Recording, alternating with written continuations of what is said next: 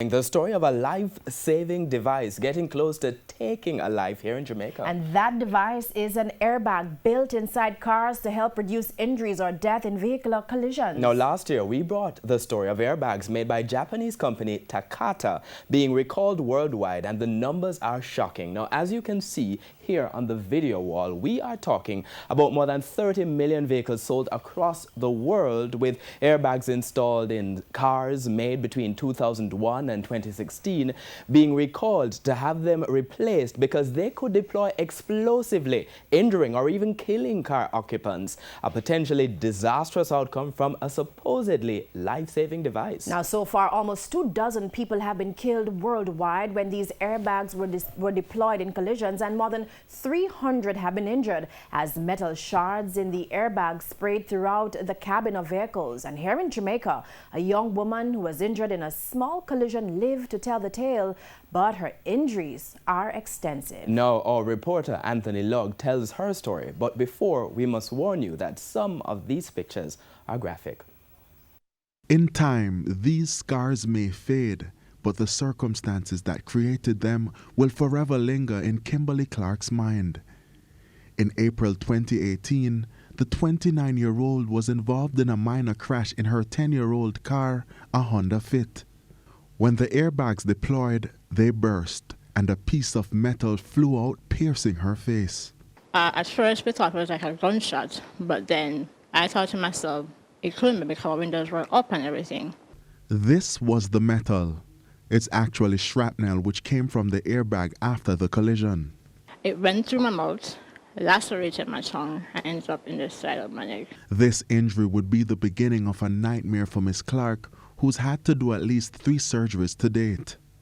The first to remove the shrapnel, the second to install plates as part of repairing her broken jawbones, and another to stitch her tongue, which was lacerated in the incident. I mean, I've lost track the amount of times I've gotten injections to try to ease the pain.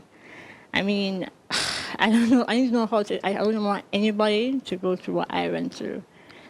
Like, up until now, there was still pain, but it's not as severe. But back then, oh my God, I couldn't do anything. I couldn't eat for months. I couldn't do anything at all. I couldn't speak. I mean, the doctors thought I wouldn't be able to speak based on how my tongue got damaged. The National Road Safety Unit says there could be more cases like this in Jamaica, but suspects many have not been reported. Japanese company Takata Industries came under fire in the United States following several deaths and injuries linked to defective airbags, which burst on impact, sending shrapnels flying through the air like it did in Miss Clark's car, causing serious injuries to drivers and passengers. Takata Industries has since recalled some 34 million airbags in the U.S. to fix the problem. Here in Jamaica, some local dealers like ATL have started replacing defective airbags. The National Road Safety Unit has called for persons driving Toyota, Honda, Nissan, BMW, or any of the other 11 models listed between years 2001 to 2016 to have their airbags checked. So with what could be considered a fender bender causing severe injuries to Kimberly Clark, she wants Jamaicans to be proactive. The 29-year-old is to begin speech therapy and plans to do plastic surgery soon. She returned to work in July 2018, but insists she couldn't have done so without the support of her surgeon, family, and friends. I'm so happy that I'm here. I have to really thank God that I'm here to tell the story and everything, because, trust me, I thought I would make it, because I've also heard that persons who had less injuries than what I went through, basically, they died. But I am here to tell the story and everything, and trust me, I really and truly have to thank God for all of this.